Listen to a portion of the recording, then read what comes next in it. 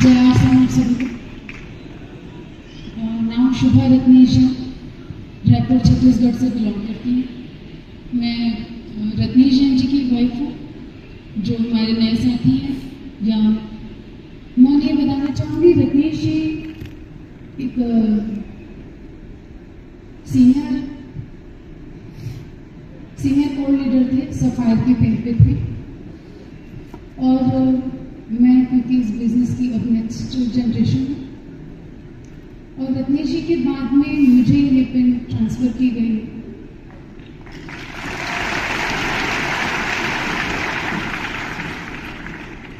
जब ये बिजनेस रत्नेश जी के जीवन में आया तो उनकी उम्र मात्र 21 साल थी।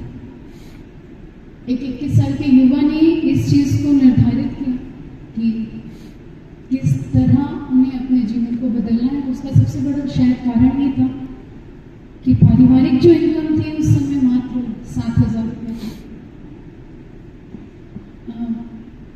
7,000 रुपये एक पारिवारिक इनकम बड़ी कम हुआ करती है, जहाँ पे दो बड़ी बहनें, माता पिता, पुत्र, संघर्षों से भरा जीवन जीना आसान नहीं होता। तभी शायद इतना मुश्किल काम रत्नेश जी कर पाए थे कि मात्र 21 साल की उम्र में वो ये निर्धारित कर चुके थे कि उन्हें ये बिजनेस करना, और इतनी शिद्दत से उन्होंने किया था। मात्र 3 महीने में रॉयल्टी थे, 10 महीने में टेक्निकल थे, और 5 साल में स्टार रूबीकर थे।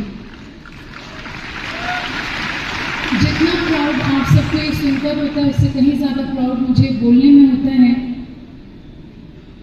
कि उन्होंने ये सब अचीव किया इतनी कम उम्र में।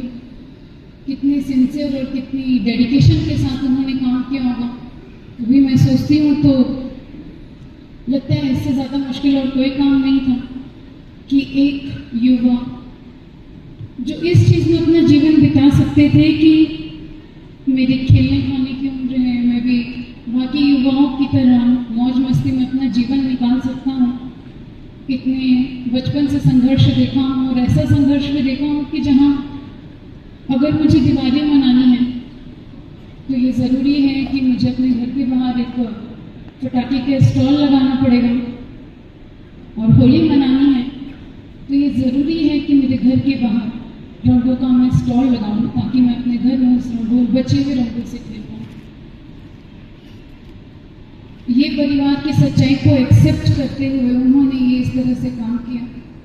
जिस दिन उनके जीवन में आरसी माया बना, मुझे लगता है उस दिन भगवान की उन पे नजर रही होगी, लेकिन शायद सरस्वती माँ बैठी हो जुबान पर, उसके बाद उन्होंने कभी पीछे मुड़कर नहीं देखा। रहवासी जगदलपुर के थे, एक बड़े छोटे से घर में रहा करते थे। मैं अगर रत्नेश जी का सबसे पहला ड्रीम आपको बताऊं तो आप सब यहाँ हंसेंगे। रत्नेश जी ने अपने इनकम के सबसे पहले चेक से वॉशिंग मशीन ली थी, क्योंकि उन्हें लगता था बाकी काम करना आसान है, पर ये जो मेरी जिम्मेदारी मेरे सर पे है ना कि मुझे कपड़े धोने पड़ते हैं, ये मैं नहीं करूँगा। तो उन्होंने अपनी चेक से सबसे पहले अपने घर में वॉशिंग मशीन ली थी, जो इतने छोटे सपने के साथ चालू करे। और उसके बाद अगर वो जगदलपुर में सारे घर लिया, गाड़ी ली, बाइक्स ली, बड़े शौकीन थे। हर बार कुछ न कुछ चलता रहता था, क्योंकि दिमाग में सब करने के वहाँ ले लेने के बाद दिमाग में फिर खुरक आता है कि चलो थोड़ी सी उड़ान और भरी जाए। जगदलपुर में तो सब हो ही गया, अपने अब रायपुर में मैं आगे बढ़ूँ। उन्होंने 2007-8 में रायपुर शिफ्ट हो गए थे, और 2009 में हमारी शादी हुई थी। सितंबर 2009 में ही रत्नेश जी का सफायर लेवल आ चुका था। आप सबको लग रहा होगा इतनी सारी कहानियों का कारण क्या। सिर्फ आपको ये बताना चाहती हूँ कि एक रीजन था और एक विजन था कि जो परिवार में सिक्योरिटी नहीं थी, जो परेशानियां थी, वो मेरी आने वाली पीढ़ियों तक नहीं जानी चाहिए। जो जो जीवन मैंने जिया है वो मेरे बच्चे नहीं जिएंगे। इससे ज्यादा प्राउड की बात ना एक लड़की के लिए कुछ नहीं हो सकती कि आपने एक ऐसे लड़के से शादी की है जो सेल्फ मेड है, जिसने कभी किसी की सहायता नहीं ली अपने किसी भी जीवन में आगे बढ़ने के लिए या अपने जीवन में कुछ पाने के लिए। हम सिक्योरिटी की बात करते हैं, पिक्चर परफेक्ट बोलते हैं ना लाइफ, मैं उस लाइफ को जी गई। पिक्चर परफेक्ट लाइफ ये होती है ना, जब आजकल जो हम इंस्टाग्राम में देखते हैं लोग 2-3 मिनट के लिए खुश होकर फोटो खिंचा लिया करते हैं, बाद में बैक टू लाइफ होते हैं, पर हमारी लाइफ में ऐसा नहीं था। पिक्चर परफेक्ट नहीं थी, लाइफ भी परफेक्ट थी दिसंबर 2023 के पहले तक। अगर किसी को ये लग रहा होगा कि रत्नेश जी बाहर थे, उनके एक्सीडेंटली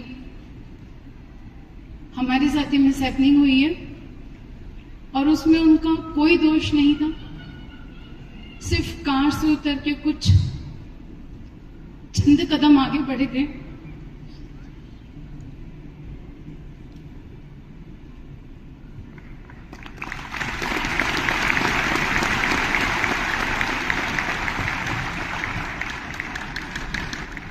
और पीछे से किसी बाइक वाले ने हिट किया था।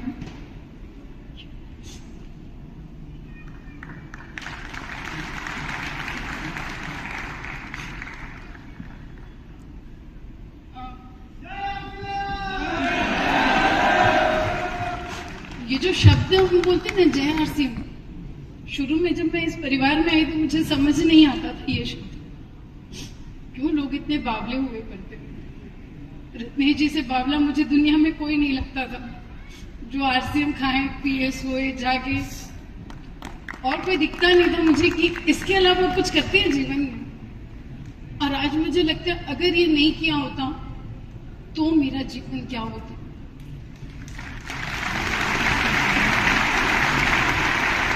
सब बोलते हैं फाइनेंशियल सिक्योरिटी, लेकिन अगर मैं बात करूं फाइनेंशियल सिक्योरिटी, उन जैसा इंसान जो इतना मेहनती था शायद कहीं से ला सकते थे, बिल्कुल ला सकते थे।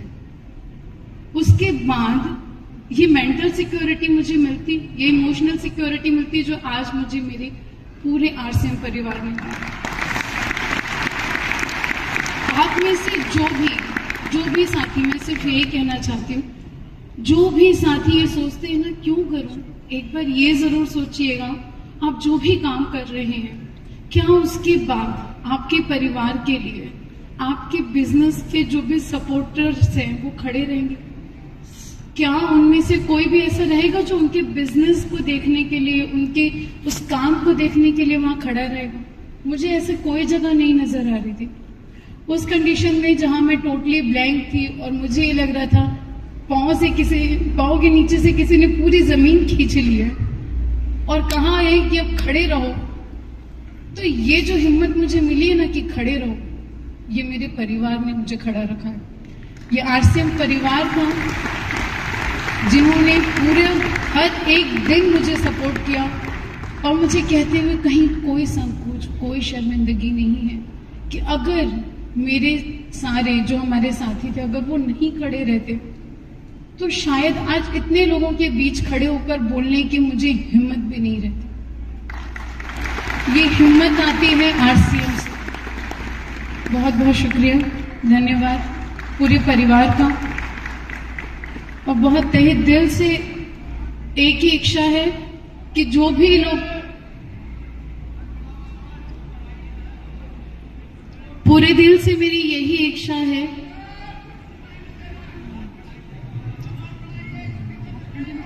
आपको सब, हाँ बिल्कुल, जय आरसीएम।